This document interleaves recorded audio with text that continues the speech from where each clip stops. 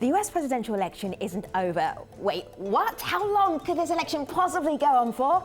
Well, it won't be officially over until the electors of the Electoral College officially cast their votes for president on December the 19th. That's right. Democratic candidate Hillary Clinton may have the largest popular vote in U.S. history, but she conceded the election after losing the Electoral College to President-elect Donald Trump. Well, many are holding out hope that things could still change. And this election has reignited a fierce debate over the Electoral College system. I'm Femi Oke. I'm Malika Bilal, and you're in the stream.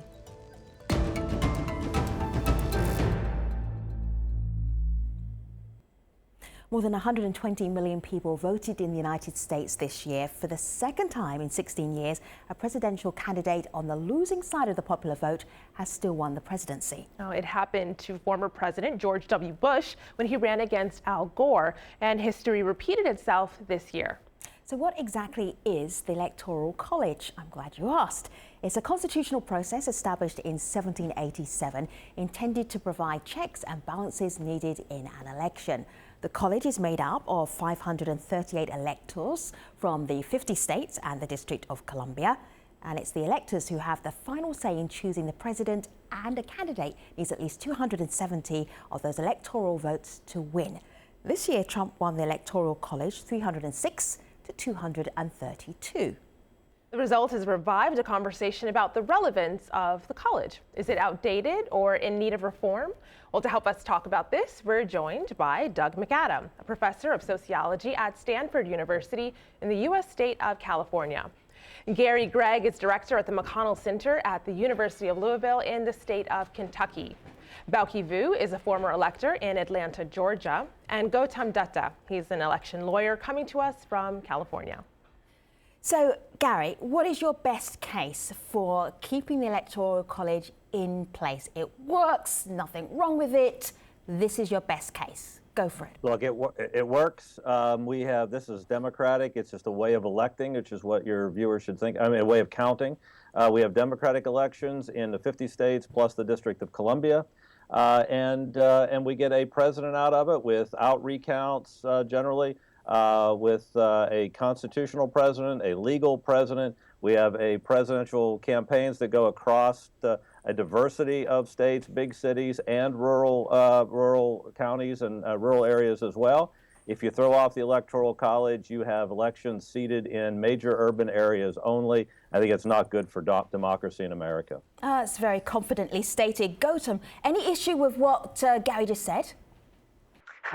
Yes, a few. For one thing, it's fundamentally undemocratic because basically it comes down, the Electoral College, the way it works is that if you happen to live in what's called a battleground state, that is a state where the vote's close, you're going to get all the attention, all the love from the candidates. So as we saw in the last election, only 4 states got half the events during the general election. So if you lived in the wrong state, you didn't matter, you didn't count.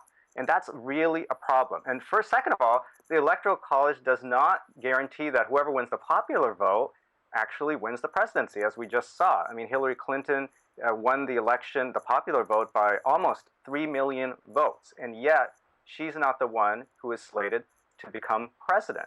So that's another problem. And yet another problem is that if you look at this nation's diversity, the Electoral College really devalues and disempowers it. What do I mean by that? Well, if you look at the emerging communities in this nation, whether it be Latino Americans or Asian Americans, they happen to live in states that are not considered swing or battleground states. And so their vote counts less. So I hear you there, Gautam, but here's another argument that I'm going to throw into the mix, and really picking up on what Gary said a little bit earlier. El Gringo, that's his handle, says it is in place to protect the smaller states from being controlled by major cities. And yes, it still applies because we shouldn't ignore our farmers. Doug, what do you make of the argument that doing away with the Electoral College would mean that people who are voters in rural or farms would not have the same say? No, I don't buy it. I mean, the fundamental principle of political equality says that each citizen's preferences should be weighted equally, but the Electoral College, in fact, weights those in less populous states more than those in populous states, number one. And as Gautam said, battleground states, the votes in those battleground states obviously count much more than they do in, say, Republican or Democratic states. That's an odd system to me that's hard to square with this fundamental principle of political equality. The other thing I would add very quickly is a lot of people say, well, let's not tinker with what the founding fathers gave us. Gary's right. The system works. It's functional. The question is it the right system? In point of fact, the two principal architects of the Electoral College, Hamilton and Madison, really were upset with the way it evolved. The electors were supposed to have a lot of discretion, be able to deliberate. That was the idea. They were to exercise judgment independent of the popular vote in the states they represented. We threw that away a long time ago. If we really want to go back to that original vision of the founding fathers, we'd have a very different understanding of the Electoral College. Bauke, I just want to throw in, just like to throw in ahead, one thing Gautam. about going off on the issue of small states. Basically, the current system, the Electoral College, discriminates against small states in its impact. I'll give you an example. The only small state that last election that got any fair amount of attention was New Hampshire. Of the 12 smallest states in the U.S., you just had New Hampshire, one state. Why? All the rest Why did New Hampshire get all the love, according to you? The reason they got all the love is because it's a battleground state. It was very close. And, as it was, Hillary Clinton won that state by the smallest of margins. So all the other states got no love, no attention, which translates to less power and less political clout. Is that a problem, Gary? No, well, you can't have it both ways. So one says, the small states are disadvantaged. One says the small states are overly advantaged.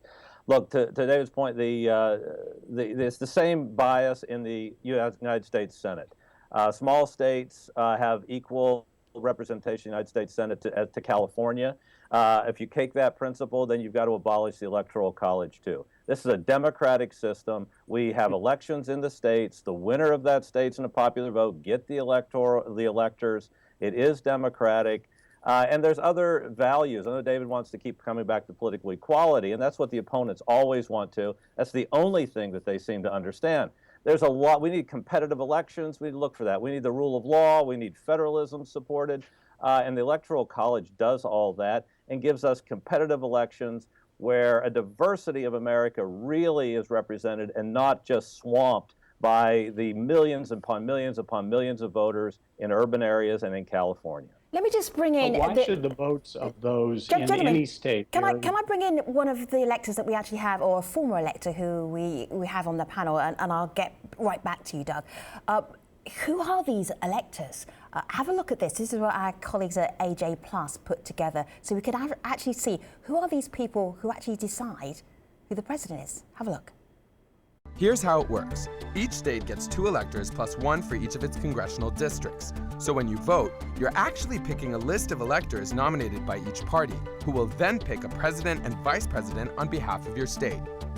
This sounds pretty undemocratic. I mean, who are these people? And why do they get to decide?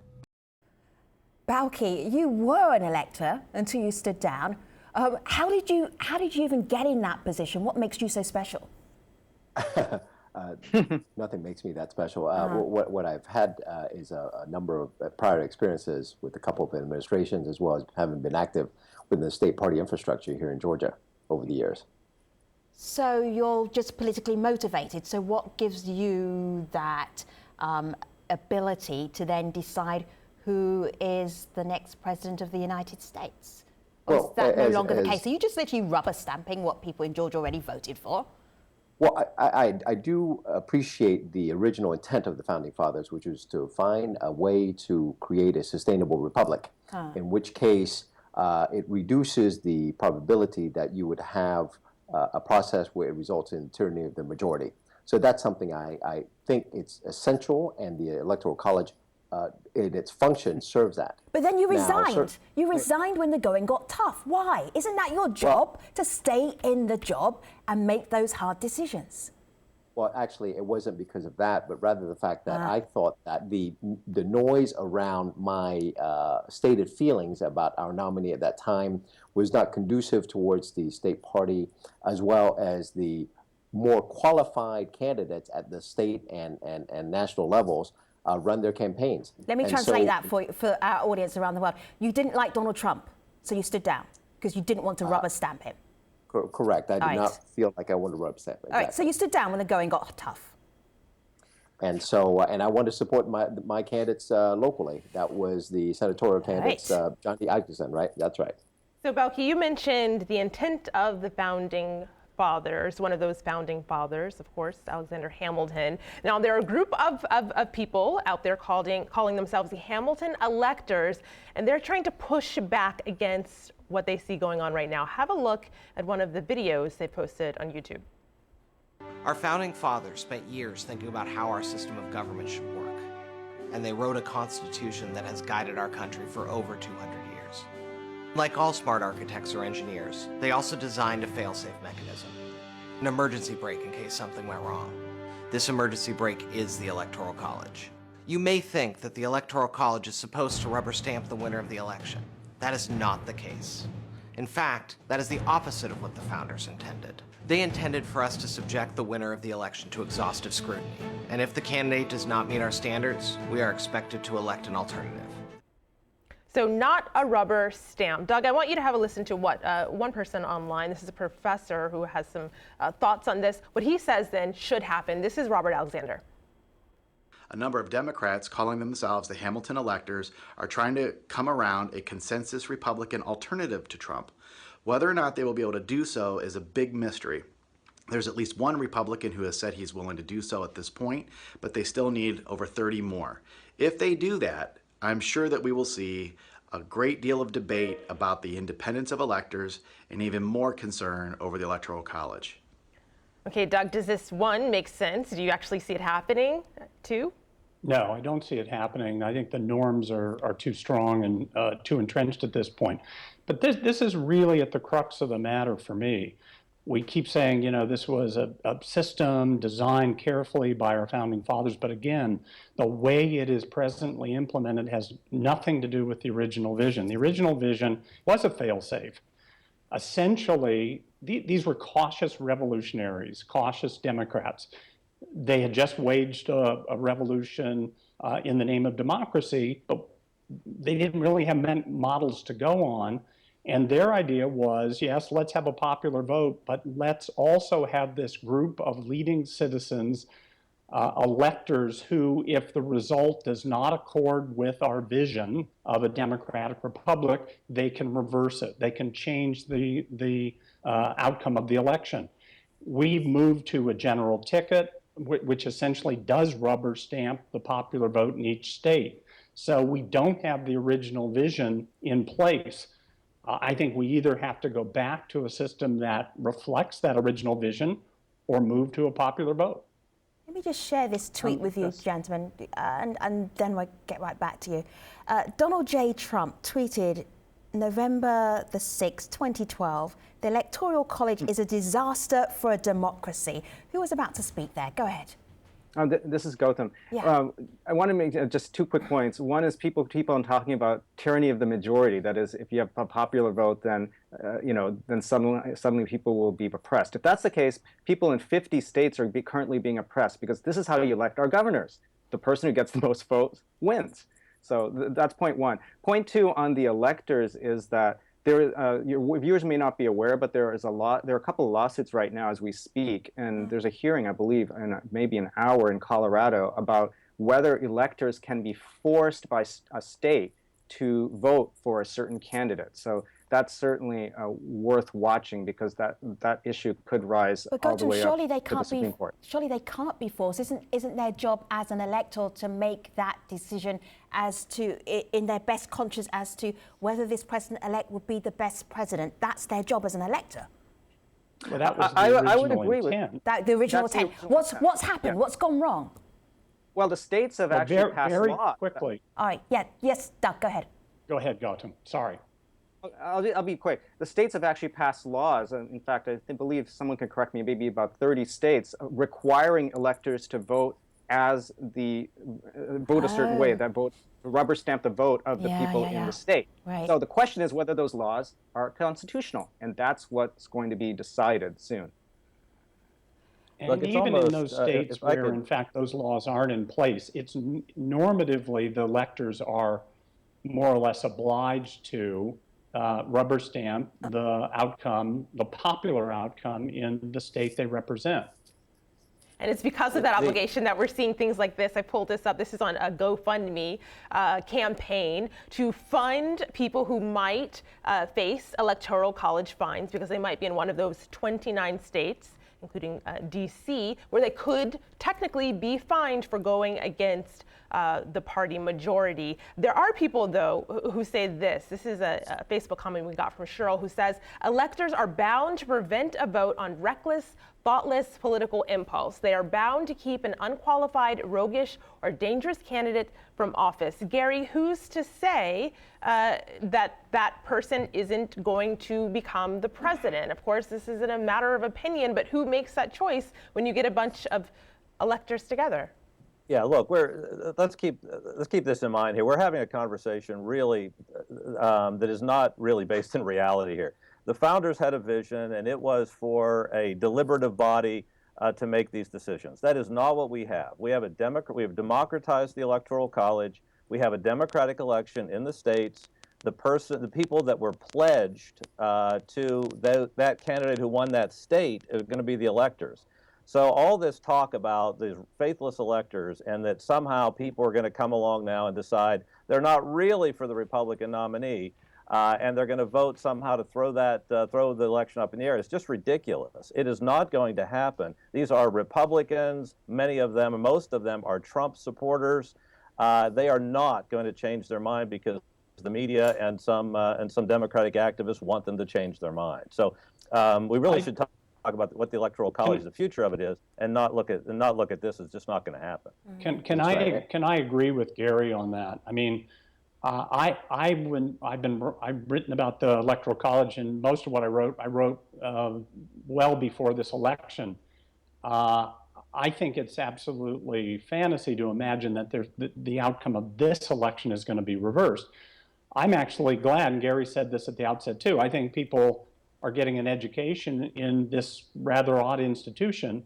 I'd love to see us continue the conversation after this election is resolved, and so it isn't contaminated by, I think, the partisanship that's bubbled up in a big way around this issue. This is a critical institution. It seems flawed in my view, deeply flawed, and inconsistent with what the founders' vision was. But the idea that somehow this can all get resolved in the course of the next month or so, or 2 weeks rather, and reverse the outcome of the election, I think is really unrealistic and would be imprudent on our part. Bowker, you resigned. Let me just bring in Bowker here. Bowker, you resigned rather than actually make a decision that you would rather not make as an elector. How would you tweak the process, change the process? Would you do anything different? Well, I have to agree with both Doug and Gary in the sense that I don't think this is the moment to change anything. In fact, one of the unintended consequences of what I raised when I resigned and spoke up was the fact that we as American citizens should be more informed about the Electoral College, but also about the intent of our founding fathers and this wonderful piece of document they created called the Constitution, because it serves in its own way to protect these institutions for us, and that's been sustainable over the past 240 years. If we do choose to tweak it, there are a number of other ways to tweak it. You can do a proportional, divvying it up amongst the states, so forth. But I think in the system and how it's going right now, I would say we've got to follow this. And as Gary has mentioned, this needs to be settled. And we've got a president-elect already. The Secretary of State and the president has already come out to say that we need to move on and come together. So I think it's important to do that at the same time we discuss this. So here's a thought that I want to share from someone on Twitter. This is Mr. Snell. He says, this is the second time in less than 20 years that something similar has happened. You would have thought it would be fixed by now. Gautam, I'll give this to you. To Doug's point earlier, he said, the moment after a heated election, a contested election, is not the time that it's going to be fixed. Where do you see that tweak happening? At what point, and do you think it'll ever happen?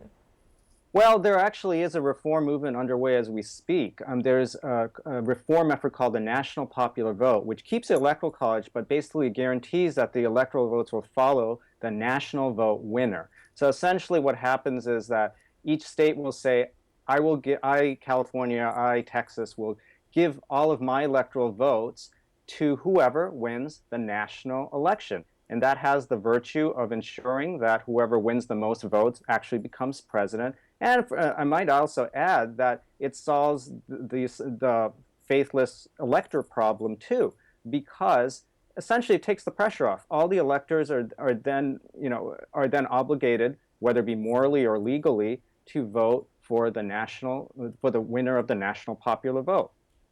I should say that. And I should add that it's already made a lot of progress. Gautam, do you want to just explain what a faithless elector is? Because we keep dropping that in. Oh, and, yes. For anybody who's not living in the States, they might want a little explanation. It is, in a sentence, what? In a sentence, it's an elector who does not vote as the state has voted. So in other words, if my state voted for Clinton, for example, and I voted for Trump, I would be a faithless elector. And so going back to the national popular vote, I mean, there are about right now, I think, 10 states plus the District of Columbia that have already approved this proposal. And that once states whose electoral votes add up to 270, we're about 100 votes short right now. But it can happen pretty soon where you could have a system where we go to a national vote. And this is something that President-elect Donald Trump has indicated he would be supportive of. Yes, let me just show you something here. 3 headlines. Fixing the Electoral College. This one is from the Washington Post. The Electoral College unfair from day one, New York Times. And this final one is from CBS. Hillary calls for end to Electoral College. The date of all of these, 2000, 16 years ago. Gary, is this all a lot of hot air and a load of chatter? I mean, in 16 years' time, are we going to have the same conversation? Will anything actually ever change? I don't think it'll change, and not soon. I thought it would after 2000. I thought it'd be a big battle at least, and that's one of the reasons that I wrote a book at that point and called Securing Democracy, because I wanted to weigh in on that. Here's why I think it didn't happen in 2000. Is I think the lesson of 2000 is one we haven't talked about yet, and that is one of the beautiful things about the Electoral College is it focuses our post-election fights. So 2000s, go back to that race. That race was a lot closer than this. Of the first night, it was 100,000 or so votes. Ended up, Al Gore won 500,000 votes more than Bush. There's about 200,000 precincts in the United States. So if you have a race that close, all you need to do is get some clever lawyers out there to disqualify 2 or 3 people per precinct, or find 2 or 3 votes per precinct. You can overturn an election. The Electoral College and people that really looked at it after 2000 said, thank God for the Electoral College. It brought all of our fight into one state, into, in fact, 3 counties in that state. Gautam's face is not saying thank God for the Electoral College, Gary. I speak face language, and Gautam's face is not saying that. Gautam, what's your response to that? Well, I think the Electoral College is divisive as anything. I mean, if anything, it pits people of various states against each other. We're not Americans now. We're Floridians, we're Californians, we're Wisconsinites, whatever have you. It's very divisive. And on the note of getting of the length of time it takes to count the votes, so be it. We want to make sure that whoever wins the most votes wins. And in fact, what happened in 2000 basically encouraged gamesmanship, because what happened is that people went, oh, let's just focus on one state, which, by the way, whose vote is controlled by someone from one of the political parties, and let's see if we can swing a few votes over there. Okay, Gautam, just hold tight for a moment, because we're right at the end of this part of the program, but I'm taking you all to our online post show at stream.aljazeera.com. Before we get there, I just want to go back to Malika. I want to end with this. It's a poem one of our community members wrote us, left us on Facebook. Madness abated. He says, the Electoral College, it seems quite antiquated, but now is our one last hope to see the madness abated. We'll be tweeting out the full poem there. Probably didn't see those headlines from the year 2000. To be continued. We will be doing that online with Doug and Gary and Balki and Gautam. Thank you very much, gentlemen, for being part of this show. See you soon. Take care, everybody.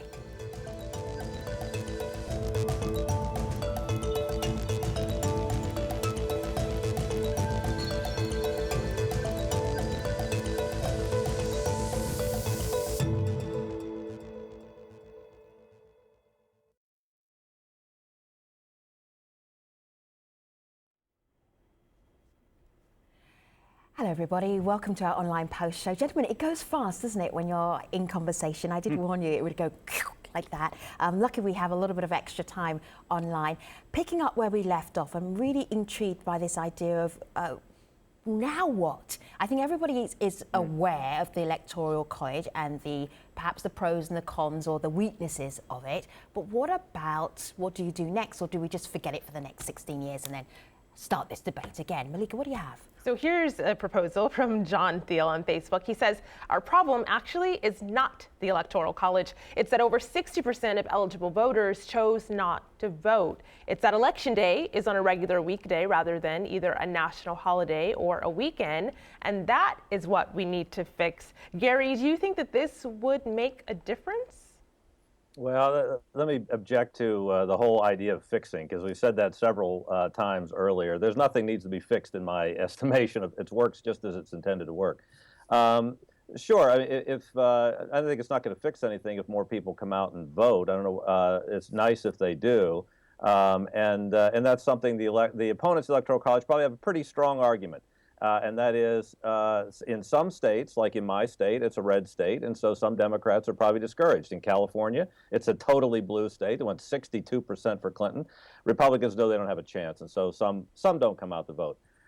So they do have that point. I think having more people vote is not going to fix all of our other problems we have, and I think the Electoral College does a pretty good job balancing some of the ones that we do. Can I agree with Gary on that last point, but disagree about his first point? The Electoral College is not working the way it was intended. Both Hamilton and Madison actually advocated for a constitutional amendment to restore the original vision. So it's not working as it was originally intended. But I agree with Gary's second point. Yeah, I think part of the reason our turnout is so low is that lots of people understand that their votes don't matter. They live in a safe red or a safe blue state, and they just understand that their vote really doesn't matter.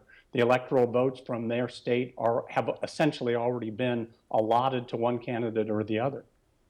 Balki, what's the most useful part of this conversation for American citizens, do you think? What's the takeaway? Sure, I would agree with Gary in the sense that when you have a system in place, oftentimes either at either extremes, if it doesn't work for them, then there are considerations to change the whole system.